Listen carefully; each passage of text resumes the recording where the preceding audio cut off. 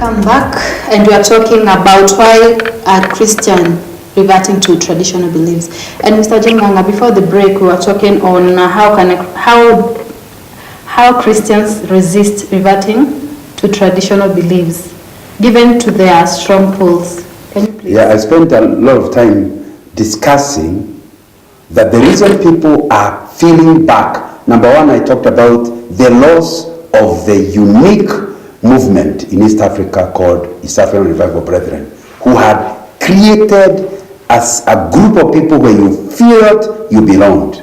Number two, the coming of mega churches where people do not feel a sense of belonging. And then all of a sudden, the tribal political forces that are helping tribes to want to be a unit of themselves. So in the process, the tribal chiefs would like some method of creating an influence among them. So they then start a process that makes you feel you don't belong unless you follow traditional beliefs. So you're left with no alternative. Although you claim to be a Christian, you're left with no alternative to do it. But I also started looking not just at the sense of belonging, but also the sense of achievement. The fact that they seem to have a strategy where who is who of the tribe joins this elders council of traditional council of elders. So as soon as that happens, anybody whose motivation is to be seen as an achiever will want to join them so that he can say, it's just like we talked about the car. You want to drive a car, too expensive to pay for, but the idea is you will be seen as an achiever. So the traditional systems are also trying to help people to see themselves as achievers. And we went for a break when I was saying that they can even come to the level where they ask you, how do you want to become an MP? And you are not recognized by your people as an adult, as an achiever. So in the process, you end up doing that so that you can be seen as an achiever. And it will be important to understand that because inside us, we are still human, when we are called Christians, you really want to be in a place where you can be seen as an achiever. And that's what is causing people to go to that thing, to go into those traditional beliefs, when what is motivating you, I want to be seen achiever. So you join it, irrespective of what is required. But even the other one, if they promise to make you a Modamaki, a leader, one of the sub-leaders of the Council of Elders, the moment they give you a title, hey, in the church you're just a member. Here you're in control. It will give you, once it makes you in charge, it will give you some basics. And in my thinking, there may be also monetary benefits in the process that of joining the group. So how do you resist it? Number one, you go back to an earlier program of authority. You need to understand that the moment you choose to be a Christian, the ABC of motivation must be subjected to your authority figure, who is God. And if you go to that level, where as a Christian you know, by choosing Christ, you no longer choose. You always have written a book called Finding a Right Partner. In other words, you don't choose a wife. You allow God to choose for you, and then your question is, God, who have you chosen for me? So you find the one God has chosen. I keep telling young people that it needs to be understood. The last choice you will ever make, unfortunately, mercy, is the choice of Christ. After that, you will never make another choice. I got born again over 50 years ago, and I have discovered what that means.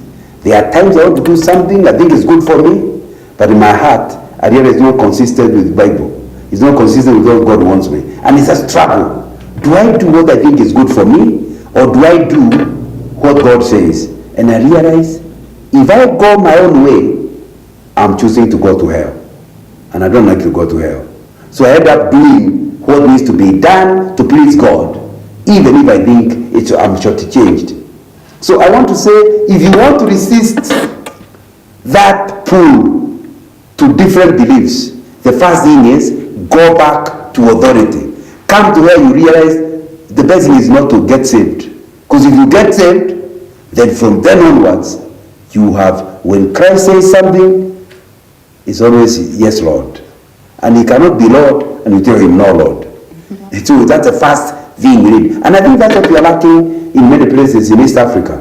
We are lacking young people who have totally surrendered themselves to the control of Jesus as a master. Because if that happens, the ABC of life will not work on you. Because you know clearly anything you want to achieve. At what cost? I want to belong. At what cost? I want to be in charge. At what cost?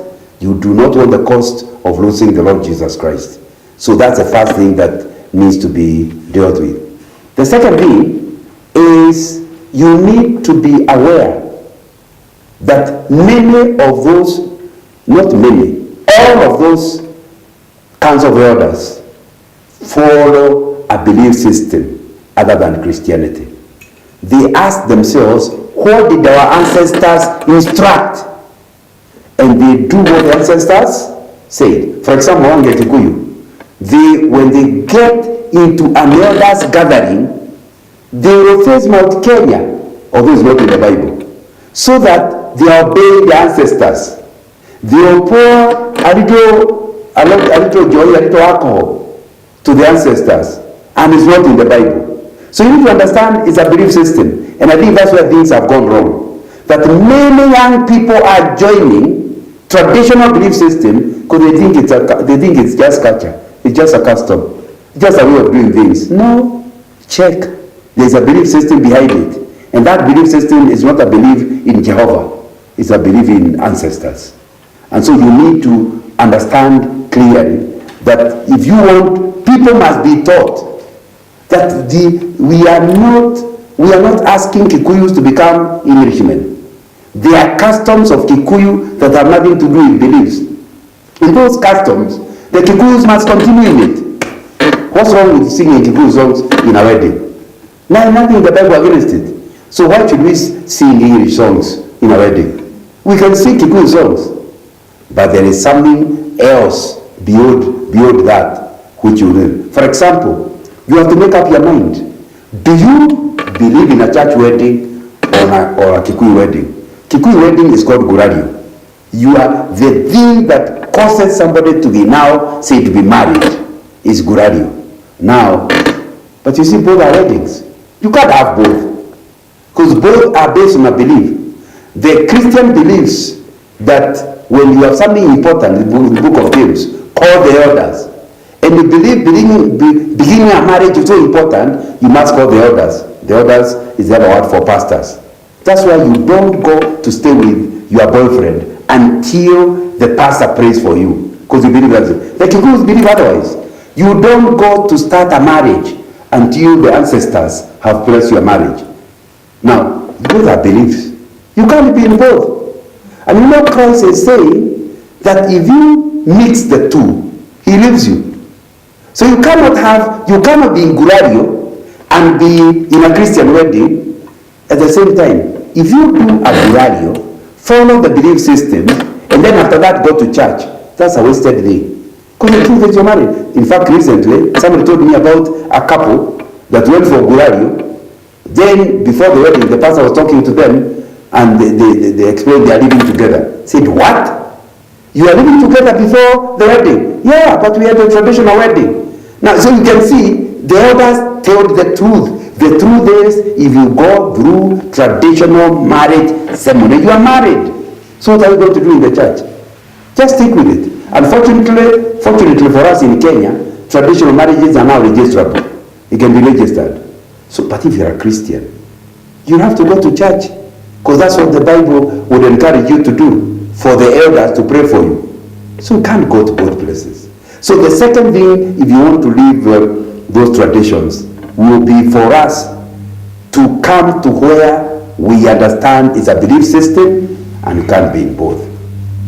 The third thing that will help you is coming to where you have a sense of belonging in church. Create Bible studies. Remember, I'm answering the question, how can you resist that pull? Yeah. By having proper sense of belonging in Christian groups. Number two, continuing with your clan, but with an understanding that you do the customs, but not the beliefs. So that any custom that has a belief system, you excuse yourself. So when you have a meeting with your clan, there are certain things you don't do. There are certain things that you are not involved in. So that's really what will help. Because we want to belong. And it will be important that we will be seen to be doing the thing that makes us acceptable.